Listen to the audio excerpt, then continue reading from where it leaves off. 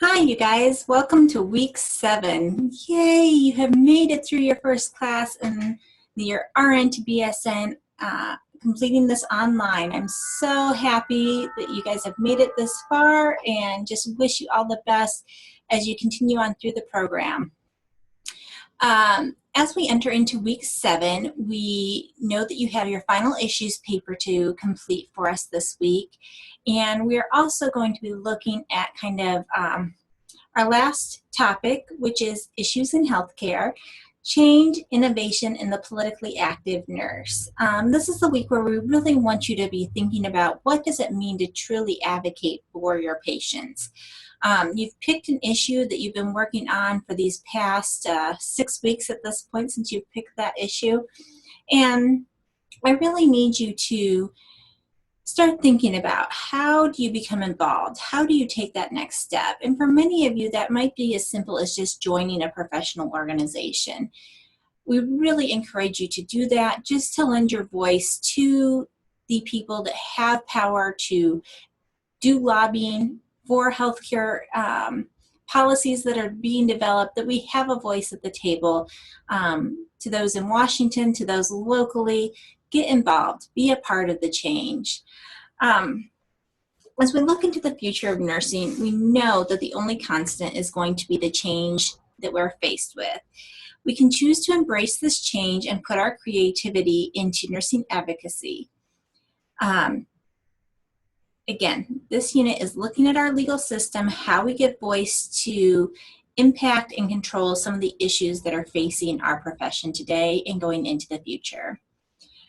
Some questions I would like you to think about as you enter into this week is, what issues do we as nurses face, and will these change in the future? Again, I every week almost harken back to Bonnie Weserick.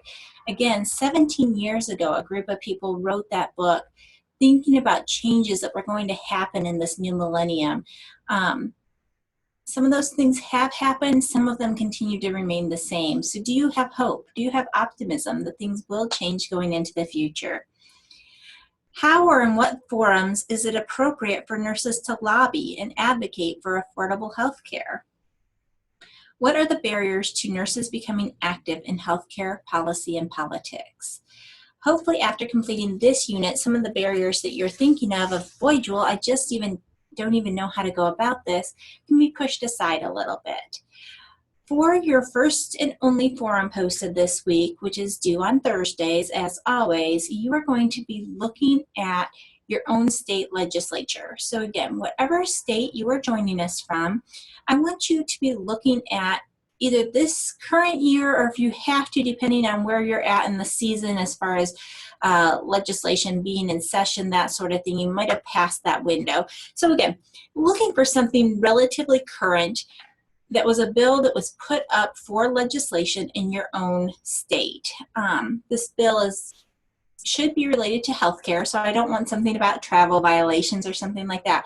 But you would be amazed. There can be ones related to schools, to public places that people are at. All sorts of bills that are out there can have health implications. Now, many of your state websites are going to have a category just related to health and healthcare type of bills. So I would direct you there. But again, look for something that's interesting. So what you are supposed to do is go to your own state's website, look for current healthcare bills. So it's just as simple as kind of putting that into a search engine and seeing what you can find. I want you to pick a bill. I want you to have that entire bill in front of you, and I want you to be able to send a copy to your instructor so that he or she here in the state of Indiana can see what's going on wherever it is that you live. So send us that bill so that we know what's going on. I'm always fascinated by things that are happening across the country here, of who's kind of setting trends, who's talking about what issues. It's really great just to be informed like that. So again, send a copy of that bill along with your forum post. And Your forum post for this week should be examining that bill related to healthcare. I want you to create a position statement. So after you've kind of read through it and kind of mulled it over, I want you to say, you know, after I've kind of thought about this, yes, I'm absolutely in favor of this healthcare bill going through. I think that it would have great ramifications for the people in the state of wherever you are.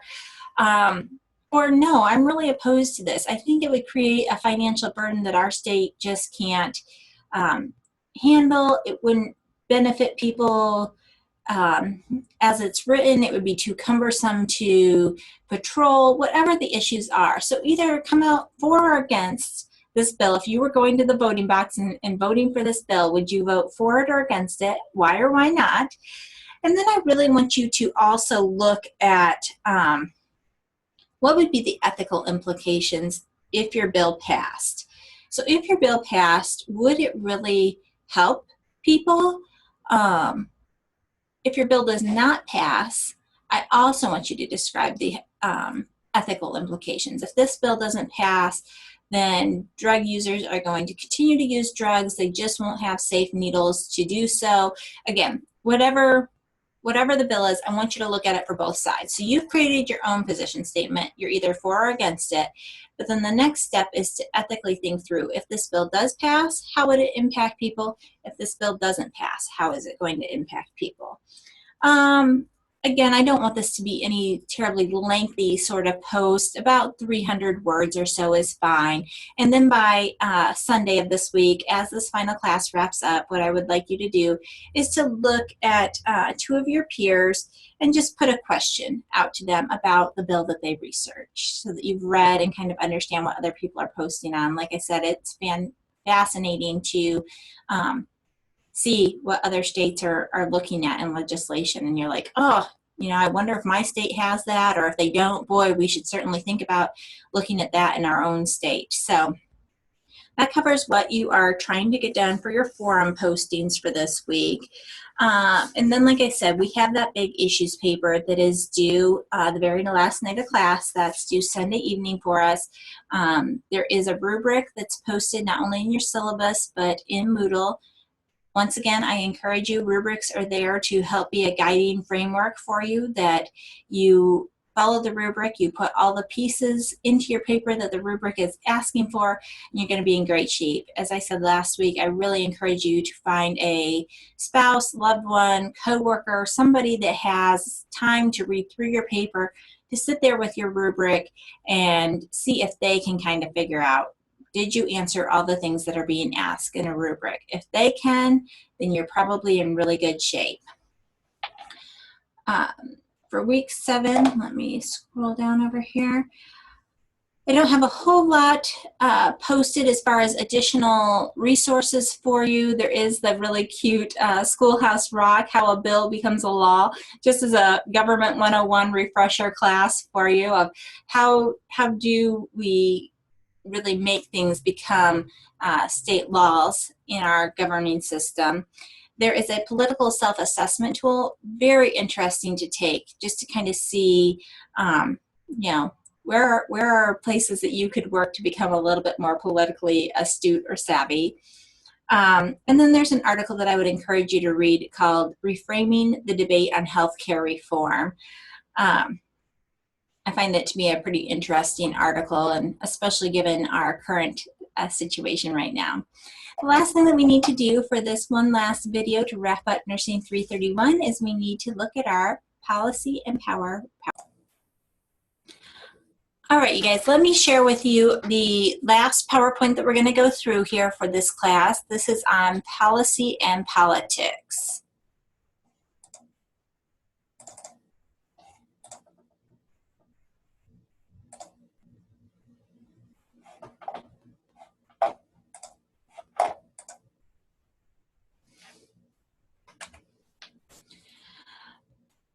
So there's a number of reasons why it's important to be politically active within the profession of nursing.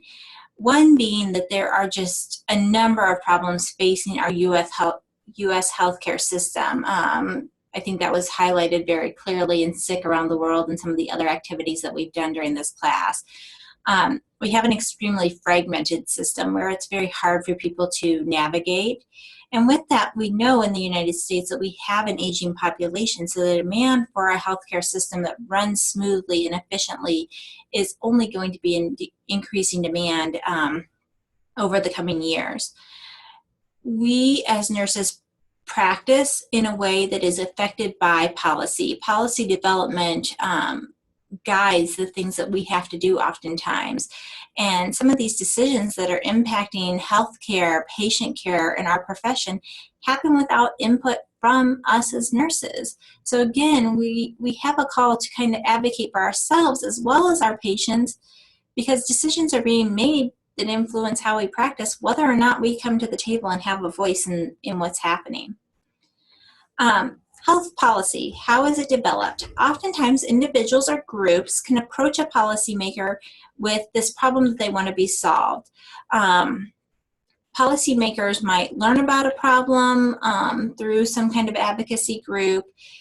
It's important to note that at the national level, it's only a congressional member that can sponsor legislation. So if you're a part of an advocacy group and you really want to push something through, you have to get in contact with your own legislator to get his or her buy-in in support of your bill for it to ever make it kind of into that system. When you are thinking about putting forward a bill, you really have to kind of think about what the political climate is. What is the public's perception of the problem? Are they going to be for, against? Is this really a controversial topic? You have to be able to really clearly identify what the problem is, and if it's not addressed, or if it is addressed, as I'm asking you to do in your forum post, kind of what are the ethical or societal kind of consequences of that? And then to think, anytime you are thinking of passing a bill, who might be in opposition, an opposing group that you would need to think about. I really want you to think about ways in which you have been politically active. Perhaps that's by voting, perhaps that's by being a peaceful demonstrator, speaking with your legislator. As I said earlier, there is a survey that we have posted in Moodle to kind of assess your political level of savviness or involvement, and there's ways that might be highlighted in that survey that you could think, oh, I could take that on. I also, as I said, posted the Schoolhouse Rock Government 101 video. Watch that. It kind of helps again with just reminding you what the three branches of government are: the executive, legislative, and judicial. Again, when we're talking about policy development, we're talking about legislative branch. What is this kind of concept of politics? Most of us probably have a fairly good understanding of what politics is, but it's the use of power for change. It's influencing how things are allocated. This could be scarce resources of money, time, supplies, personnel, even access to information. Politics is also the process in which you're influencing the decisions of others. You're trying to exert control over situations or events. Hopefully not necessarily in a coercive way, but perhaps through education, again, being a really informed kind of consumer, that you're making good choices. Nurses can see that politics can affect them in a variety of situations. Within our workplace, there are politics that have taken place. Within government, clearly at the local, state, and federal level. Nurses can be politically active by joining professional organizations or even just being involved in a community organization, some kind of organization that's trying to give back, trying to help raise funds, trying to do things for kids. There's all sorts of them. So find something to where you feel like you can be getting involved and giving back to the community. Within our workplaces, we have policy and procedure manuals that help guide the work and care that we're supposed to give. There's a number of issues that face nurses that have political ramifications. We know from watching what's been done in the state of California through the use of unions and lobbyists and active legislation is passing rules about nurse staffing, mandatory overtime, clinical ladders, smoking and other healthcare issues, admissions and discharge policies. All of those have some political ramification of like, well, you won't be reimbursed if you have these many readmits, that sort of thing. Within the government, ways that you can be involved are simply to register to vote and go and vote, get your voice heard, be an advocate for the people and things that you feel strongly about. You could write letters to your legislators. You could work for a political campaign. You could visit with policymakers, attend a meet the candidates kind of town hall. Of course, be in communication with your legislators by email, fax, or phone. And then you could even speak to issues at a legislative hearing. Within joining professional organizations such as the ANA, they raise money to give money to lobbyists or PACs that are supporting the causes the ANA thinks are going to really benefit the healthcare of the American people. You could sign up to be on the legislative committee. You could join NSTAT, which I will talk to you about here in just a second. And you could write letters of support related to issues of healthcare, nursing education. So NSTAT, what is it? It is a program that the ANA has developed. It's called the Nurses Strategic Action Team. It unifies our political power as a group of nurses. There are a lot of us here nationwide. We make up the biggest section of healthcare, and it helps all of us to have kind of one standard voice. The NSTAT sends notices to nurses regarding impending legislation, so it helps you become informed without you kind of having to do the legwork of it. And oftentimes they'll have a form letter that you're just signing and sending to your own legislator saying, you know, as part of being a member of the ANA, I really support this and would encourage you to, you know, vote accordingly. Again, what you are doing for this week is looking for either a House or a Senate bill. I want you to formulate your own opinion about it, and then I want you to be able to articulate the societal consequences or those ethical implications that would happen if your bill was to pass or was to was to not pass. It has been an absolute pleasure helping you guys out get through this starting Nursing 331 Philosophies and Theories class. I hope these instructional videos have made your work throughout the week a little bit easier, a little bit clearer, helped guide you in where we're trying to go from class to class. I thank you so much for joining the Goshen College RN to BSN completion program online, and I know that you'll enjoy your next class, Professional Communications. Please do not hesitate to call me at any point if you're needing further assistance with the program. You can reach me at area code 574-535-7936 or via email at jewelcy@goshen.edu. All right, thanks so much, you guys, and way to go in finishing class 1. Bye.